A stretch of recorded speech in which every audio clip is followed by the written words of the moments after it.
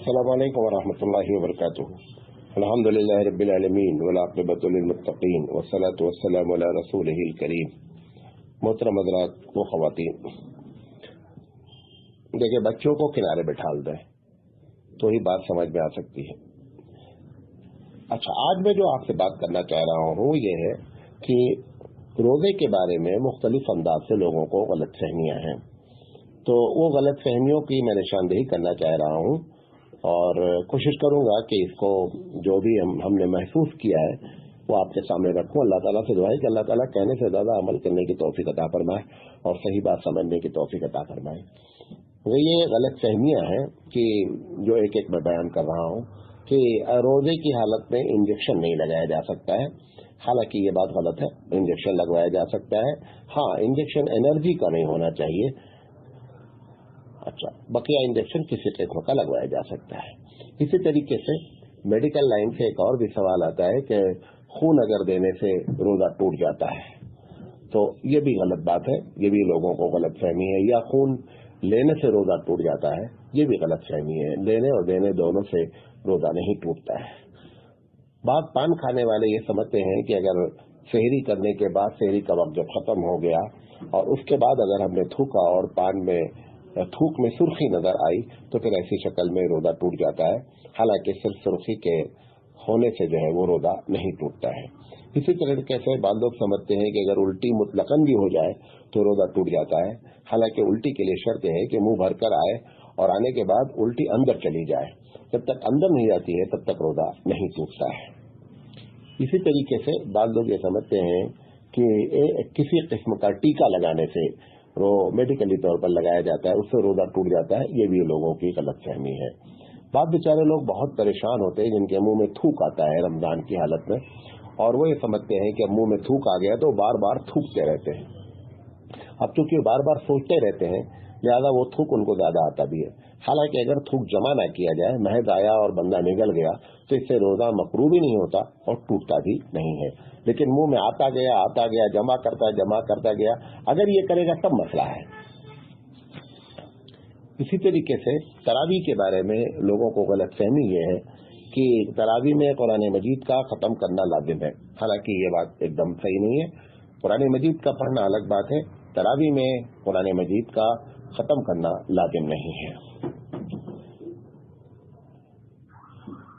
بعض لوگ بڑے شہروں میں اس غلط فہمی میں مبتلا ہو چکے ہیں اور یہ ایک بڑی تعداد ہے، خاص کر مالداروں کی ہے، کہ یہ لوگوں کو حافظوں کو ہائر کر لیتے ہیں. میں جان بوجھ کر یہ لفظ ہائر استعمال کر رہا ہوں کہ کرائے پہ لے آتے ہیں حافظوں کو اور اپنے گھروں میں یا فلیٹ میں جو ہے وہ نماز پڑھ لی جاتی ہے شبینہ کے نام پر. 3 دن میں 5 دن میں 7 دن میں قرآن مجید ختم کر لیا جاتا ہے اور پھر وہ یہ سمجھتے ہیں کہ اب میں 20 دن یا 25 دن جو باقی ہے روزے کے، چاہے تو میں نماز پڑھوں چاہے تو میں تراویح پڑھوں چاہے نہ پڑھوں. ایک دم غلط بات ہے. سب سے پہلی بات، اس طرح کی نماز پڑھنے کی کوئی شرعی حیثیت ہی نہیں ہے.